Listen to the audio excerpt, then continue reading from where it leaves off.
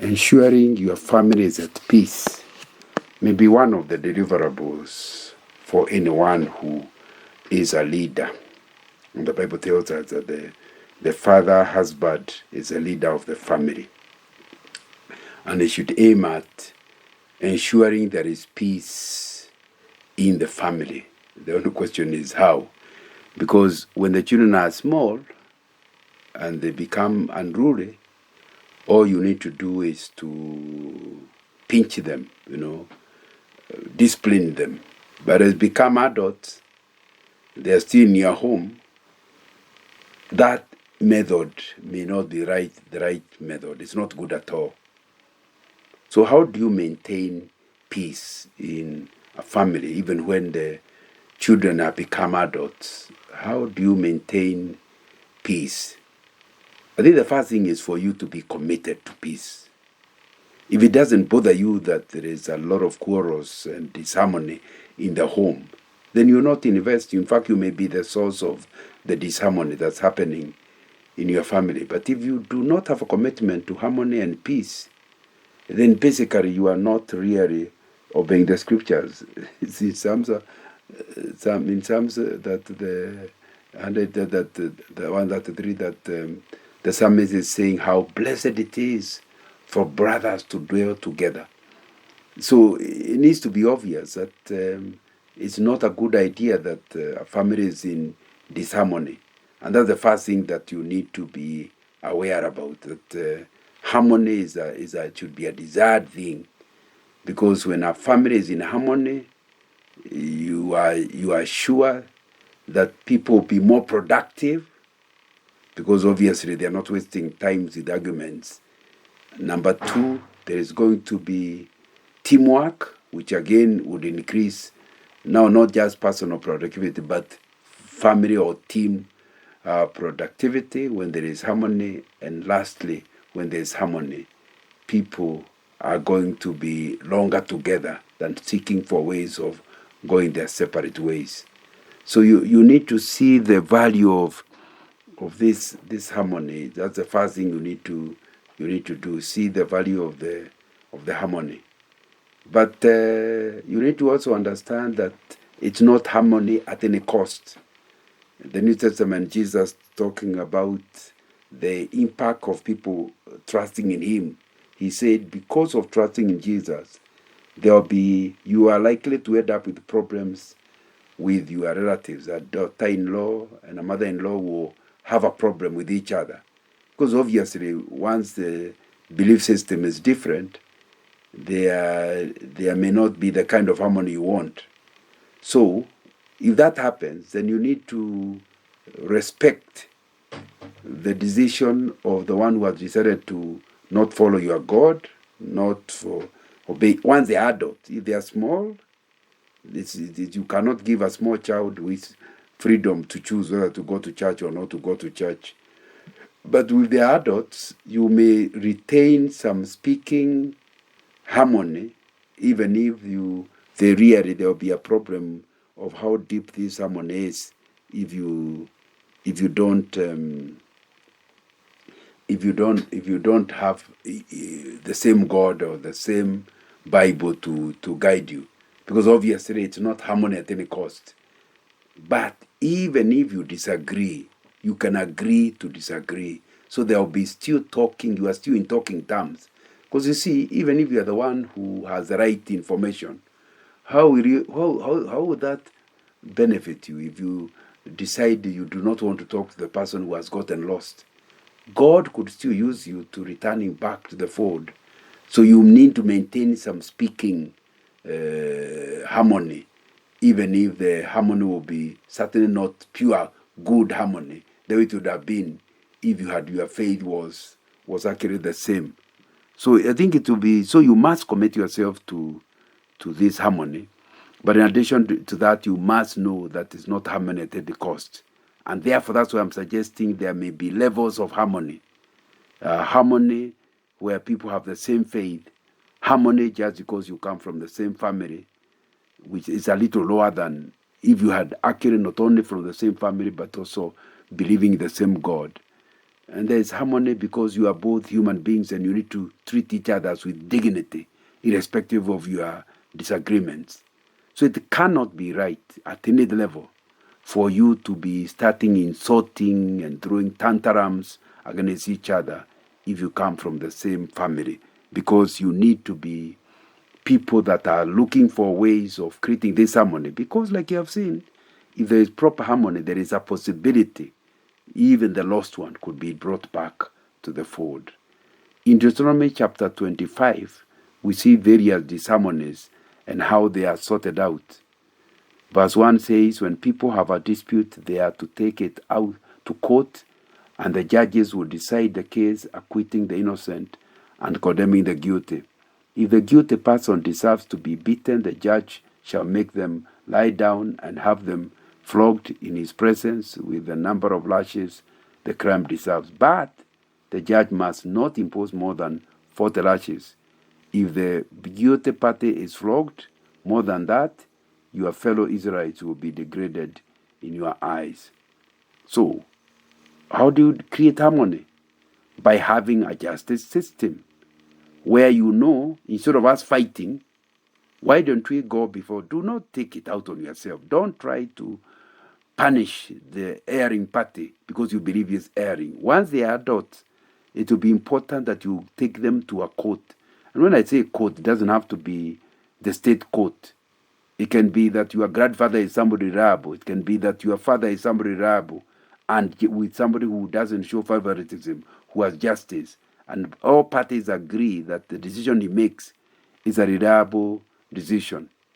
Lack of judges who are fair and just will create a lot of disharmony. People know that if I do this, I'm likely to be taken to my father. I'm likely to be, and my father doesn't show favoritism. Then they will watch out what they do once they know there is a justice system. That's why as a parent, you must create this justice system where you do not show favoritism to any child. And that means instead of the children fighting among themselves, they will come to the mother or come to the father seeking justice. And in that case, the person who needs punishment will be punished, not by the sibling, by the parent. The justice center will offer the punishment that is appropriate, or the reward that is appropriate. That's really something that we need to talk about. So you can see clearly with the justice system, you need to there'll be greater possibility of harmony than if there is no justice. Because if you say, even if I tell Papa, he always favors the lastborn. Now, if that's what has been understood, then they'll fight it out because they don't think that there'll be peace, even if you go to Papa or whoever.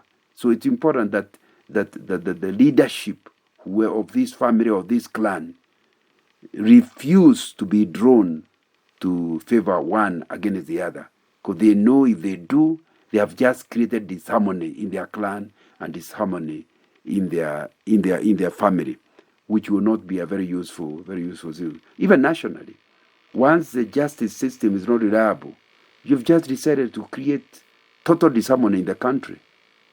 The same thing with the clan, the same thing with the family, the same thing with the church. Once the pastor has favorites, has a kitchen cabinet, it will create disharmony in the church because they now can't take matters to the pastor because the pastor is not reliable. That's why the pastor cannot openly be partisan. He cannot support one political party against another openly, because the church has people from both political parties or the triple political parties that are fighting it out in an election. If you really become partisan, then two people disagreeing cannot bring the matter for reconciliation with you, because they know you already which side you belong to. And that's why it's good that voting is a secret, by secret ballot. So you never know which side the pastor voted. And in the process, it means that he can continue being a reconciling force. And I think that will be something that is important as you seek. So the first way of dealing with disharmony is to ensure there is a justice system. So when people have disharmony, instead of fighting it out among themselves and damaging each other, they have a place they can go to and peacefully find a way of resorting out the matter. You know, verse 3 is telling the judge, however, the punishment, if you are talking about a family dispute, the punishment must be limited. That's why among the Israelites, they were told you cannot give lashes that go beyond 40. It is important that you do not, even if the person is guilty as charged, there needs to be an agreed system of punishment. It needs to not be arbitrary. You need this type of crime, should have this type of punishment, this type of crime, these are the type of crime, these are the punishment. It cannot be the maximum, the capital punishment for every crime. There needs to be a system that determines what punishment one can get. Verse 4 says, do not muzzle an oxen while it is treading out the grain. Justice and harmony requires that if somebody has done certain work, they are rewarded for it. You know, muzzling an oxen is pulling some equipment that is treading the grain in order to crush the grain. And you can't tell it to go throughout the whole day, and you have put a muzzle on the mouth so that it cannot eat the grain, and then you don't give it any grain. If really the oxen is doing the work for you, you must feed it. And I think that's part of the justice system that is required. You cannot have people in a meeting, in a family, where people do a lot of good work, and you don't reward them.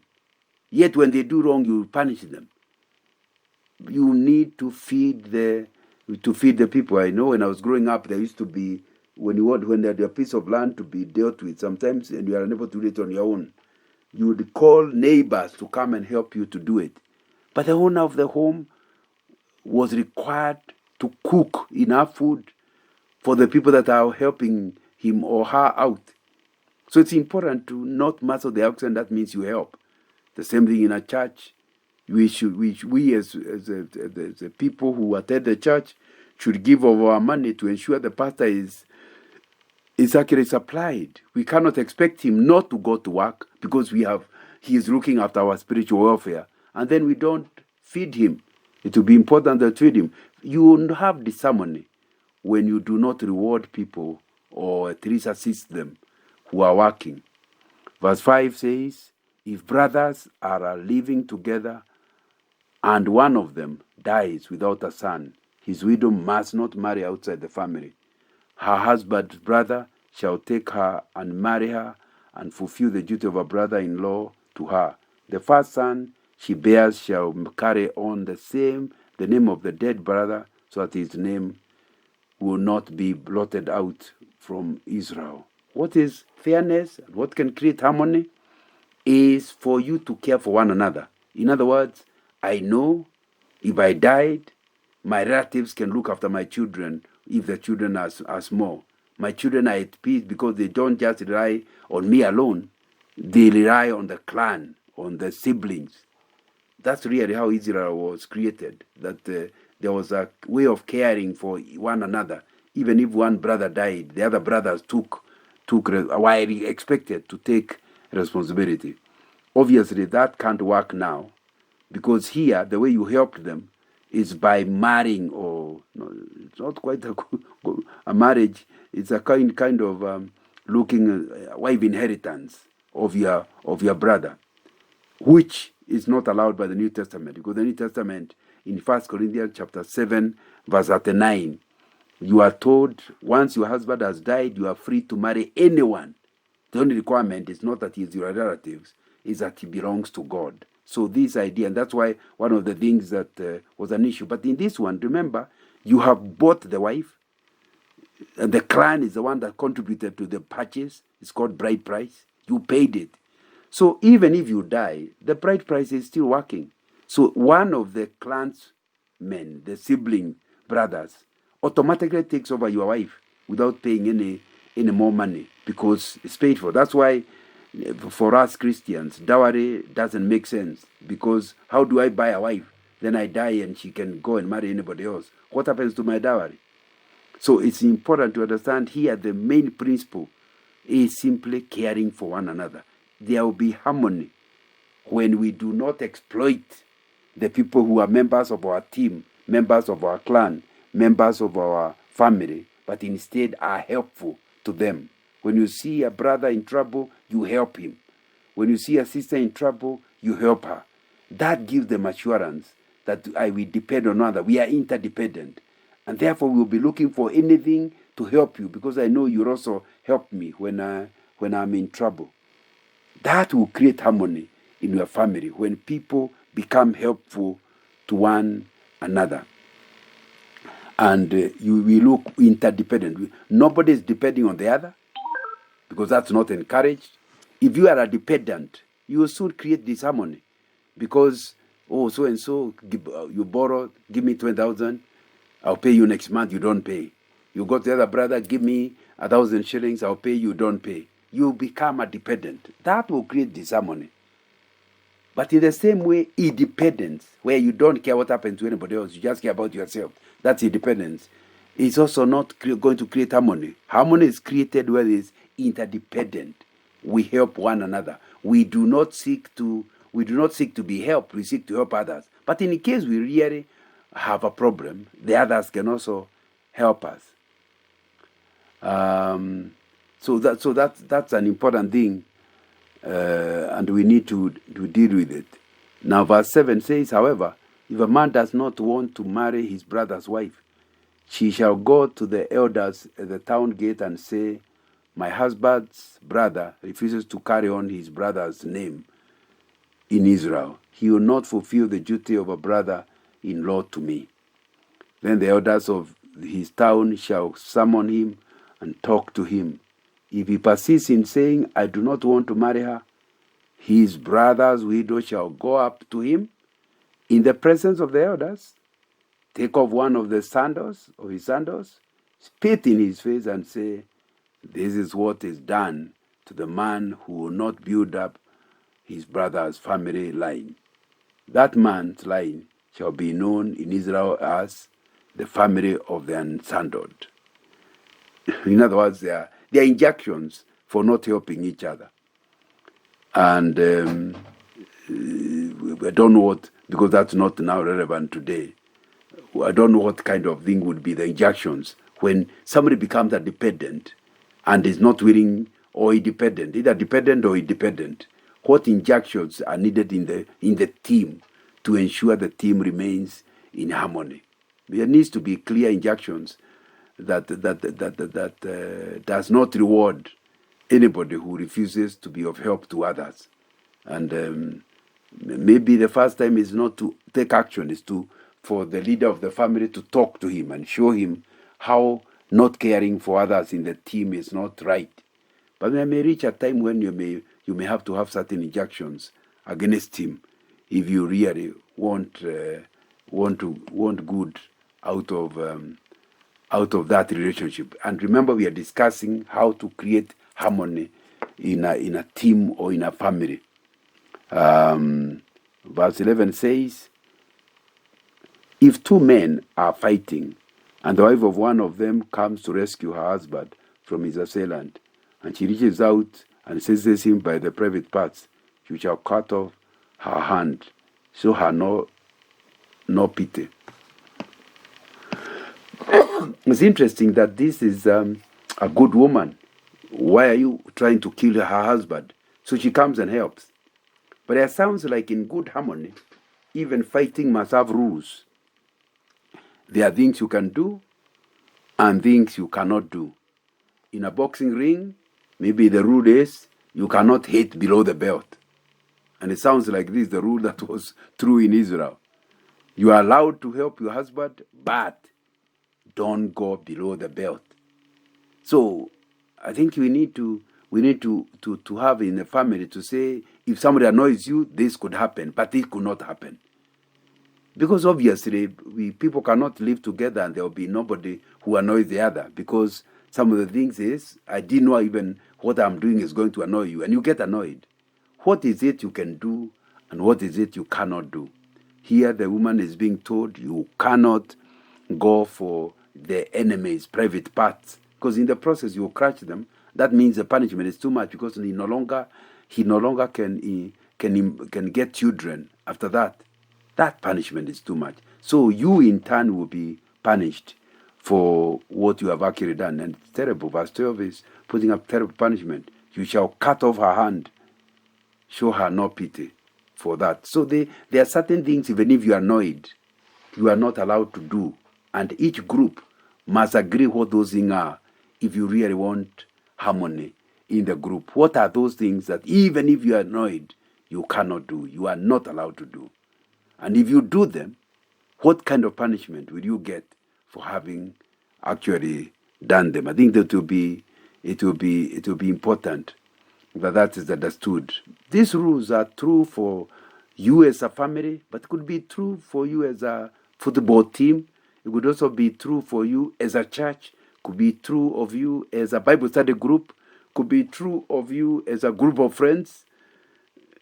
Whatever the group, these are wise rules. The rule of you cannot act angry and do evil beyond a certain level. Of course, you are annoyed that your husband is being beaten. You go working, but you need to control yourself. There are things you can do and things you cannot do, and it will be important that you are held as well. And you should know in advance that if you do certain things, there will be consequences. Although the reason you are doing them was good, like in this case, the woman is coming because the husband is in trouble. That's the Bible is not criticizing that. The reason for coming to it is only considering for why did you hit below the belt? Why did you go for the private part? And that's what you are being punished about. So it needs to be clear that in every dispute there are things you can do and things you cannot do. And when that is there, you end up having harmony in a family because you know, I can do that, but I can't do this. I can do this, but I can't do this. That will create harmony in the home or in the team when people understand what those rules are. Verse 13 continues on the same line, saying, do not have two or differing weights in your bag, one heavy, one light. Do not have two differing measures in your house, one large, one small. You must have accurate and honest weights and measures so that you may live long in the land the Lord your God is giving you. For the Lord your God detests anyone who does these things, anyone who deals dishonestly. So, you will not have harmony when anybody is allowed to be dishonest. Why did you do it? You lie.